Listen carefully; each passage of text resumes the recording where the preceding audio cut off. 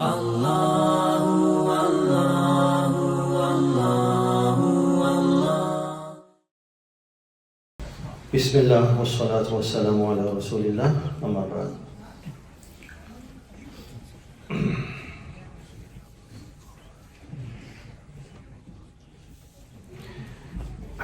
As you all know that I was in vacation, so there's so much backlog. So I apologize if the answer will be late, because I'm going in order. First come first.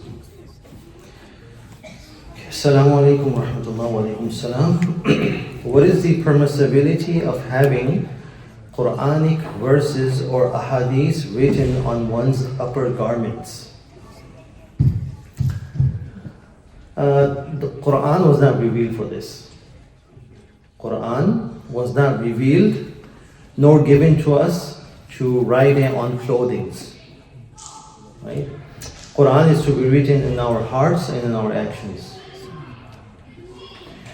So it should not be written on the upper garments, number one. Number two is, let's say for example, someone is wearing a upper garment and going out and for daily life, then he needs an extra upper garment to have to go to the bathroom.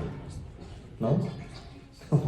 Can you enter the verses written and go into the bathroom like that? It is haram. It is not permissible. So one should not be wearing these kind of clothing. Stay away from it. It is very disrespectful. We cannot say the name of Allah in the bathroom. It is not permissible. You know the dua going before entering the bathroom and exiting the bathroom, right? So it is when you come out or you're going before, when you're going into the bathroom, before you say the dua, then you enter. You don't say inside the bathroom. Assalamu alaikum wa rahmatullah. Hope you are fine and well, inshallah. Yes, I am, alhamdulillah. Hope you are as well. Which is correct? Tahadu or tahadaw? Tahabu. This is the hadith, referring to an hadith. Hadith, Rasulullah sallallahu alaihi wasallam said, Tahadaw, tahabu. Exchange gifts to one another, it will increase you in love. So we give to each other, one another gifts, hadiyah, hadaya. You have more respect and honor and love for one another. So this is. So brother or sister, I have no idea, is asking for the correct wording. So it is very important as we pronounce the verses of the Quran correctly, right? The Quran, when we are reciting the Quran, we have to, it is wajib, it is mandatory to recite the verses correctly with tajweed. The same way we have to read the ahadith correctly as well. Because Arabic is a sophisticated language. If you change vowels, it can change the meaning. So yes, this is a word of the hadith. On the dal, tahadu, on the dal is a fatha, is a zabar, not a pesh, not a dhamma. So it's going to be tahadaw, not tahadu. Assalamu alaikum wa alaikum salam. What does doing istighfar mean? Can I just say istighfar, is that sufficient? Well, I have heard many hadiths that istighfar solves many problems. So Ghaliban is referring to this hadith that is in Sunan Abi Dawud.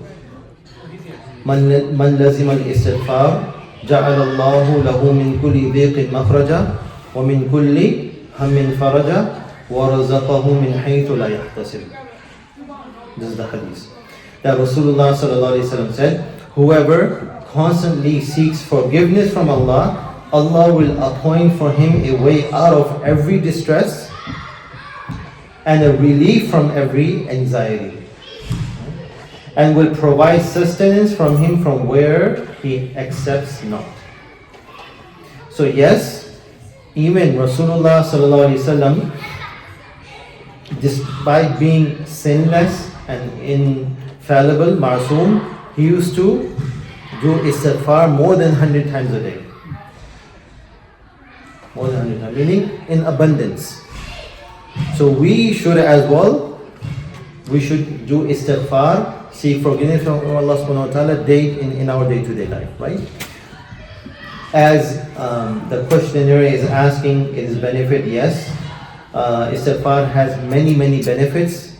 It's the more you do istighfar, the more you have bliss in your life. Financial stability, right? And strength and dominance, emotional and mental closure, and much more. So the people who have anxiety, who have different problems, istighfar is the best to do.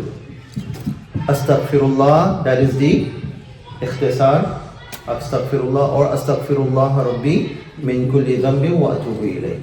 But if someone just says astaghfirullah, astaghfirullah in abundance, and the most easiest part is these type of remembrance and istighfar, you don't even need wudu. So there is no excuse, okay, you know what, I do not have wudu, I cannot say it. No. You're driving, you're doing whatever, astaghfirullah, astaghfirullah, astaghfirullah. Even if you have wudu, nurun ala nur, that is the best thing. You have wudu and you're doing dhikr of Allah. But even though if you don't have wudu, you can say astaghfirullah, right? Ask forgiveness. So yes, Rasulullah sallallahu alaihi wasallam said that Allah will appoint for him a way out of distress. How many distresses we have? It's uncountable, right? We have something. Always just work, home, everything, we're just in distress. So the more we're going to do istighfar, the more Allah subhanahu wa ta'ala will remove the distress from our life, inshallah. Assalamu alaikum. Wa alaikum assalam. Please answer my question. That's why I'm here. That's why I'm here. What is the ruling for a woman who takes khula and also for a woman who is divorced with regard to the compensation to be given to her? This is a very important question for nowadays. And what is the ruling if children are also there? How much until when should she be paid? Okay. We need to understand this because we're living in a society where there's no any Islamic Sharia, no Islamic law, right? As a Muslim, we know this, that Allah has given the authority only to the husband to give talaq, to give divorce. Woman does not have that authority. The wife doesn't have the authority. Here, she does. In these kind of countries, the wife says, I will divorce you. She goes to the court, she wants a divorce, the judge gives the divorce. Islam doesn't permit that. We have to understand this, and unfortunately, in today's day and age, in the Islamic family, Muslim family, this is what is going on. Islamically, divorce doesn't happen. This is very dangerous. We have to understand this. We are Muslim, no matter where we live, we have to follow the Islamic law in these situations. Very especially. Husband has the authority to give the divorce. Woman does not have the authority. What does the wife has? She can request divorce. That is what is called khula. That is request. That's not a divorce. What she can say, let's say for example, the husband is not giving. He says, I'm not going to give it to you. Okay? She said, you know what? The mahar that you gave me, or you're supposed to give me, I forgive. Or I give you that money back, or whatever you have given to me, divorce me. That is a request. If the husband says, okay, give me the mahar that I have given to you back, or the mahar that I'm supposed to give you, I'm not going to give you anymore, and this is talaq, here you go. Anti taliq, anti taliq, anti taliq. For example, right? So khula is what? A request for divorce, not a divorce. Now, having said that, there is no compensation for a divorced man or woman whether that be through divorce initiated by the husband or khula, request from the wife. There's no compensation.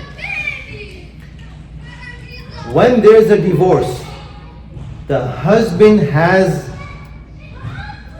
it is a responsibility upon the husband to give maintenance to the wife who he divorced, to give the maintenance until the iddah, until the waiting period. Understand? When the husband has given the divorce to the wife, she has to go through iddah. She has to go through a waiting point. Then after, when that iddah finishes, she can marry whoever she wants. That time the husband has to give her maintenance from Islam. The other question was asked that is there any compulsion to be given to her?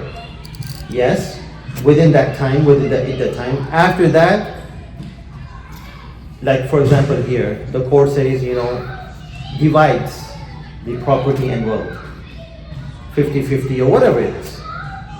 It is haram to receive anything from the husband. It is haram. There is no any difference of opinion. You go to any school of thought, the amount that is given from the court to the woman from the husband, it is haram. Or vice versa. Whatever property or earning, whatever belongs to the husband, that's his property. Whatever belongs to the woman, that's hers. That's it. About the kids, if they're kids, until if it's a boy, until maturity, the father has the responsibility to take care of him until he's mature, he's baligh. And for the girl, until she gets married, the father has the responsibility to take care of the daughter. After that, the responsibility ends. If he's doing it, that is ihsan, that is more reward, whatever, but there is no responsibility upon him after maturity of the boy or after the marriage of the girl. So again, if the husband has given the divorce to the wife, it is responsibility upon him up till the iddah to give the maintenance. After that, when the divorce happened, if the judge says, okay, 50% is yours, 50% is the husband, that 50% that is given to the wife, to the woman, it is not halal. If she uses it, it is haram for her. She has to give it back. Or she says to the judge, I don't want a penny. This is what Islam is. I'm a Muslim, I don't want any money. And if she takes that money and she's using it, that is haram upon her. So the wife's property and belongings remains hers, and the husband's property and belongings remains his.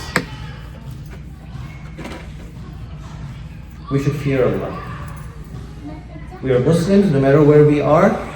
This is going on. This is going on in today's day and age in these type of countries. They're taking, advantages of these things. As a Muslim, we have to be accountable. We will be accountable on the Day of Judgment. So these money and all that, what's going to happen? We're not going to take it to our graves anyways. Our actions, our amal will be going with us. So if these things come up, unfortunately, events come up, and this incident come, the woman, the wife should be saying that I don't want anything because it does not belong to me, this is not my right. The only right of her is, the only right is what? Mahar. Mahar. If let's say marriage happened, the mahar is discussed and everything, but the husband didn't give. Let's say for example, after 10 years, divorce is happening. And even until that, the husband didn't give the mahar to the wife, for example. She can ask that, that's her right from Islam. She can say, okay, you know what, I want that money that you promised for the mahar. That is her right. $1,000, $5,000, whatever it was of that back day that they signed. That is her right. Above that, any penny, any dollar, that is haram for her. وآخر دعوانا أن الحمد لله رب العالمين.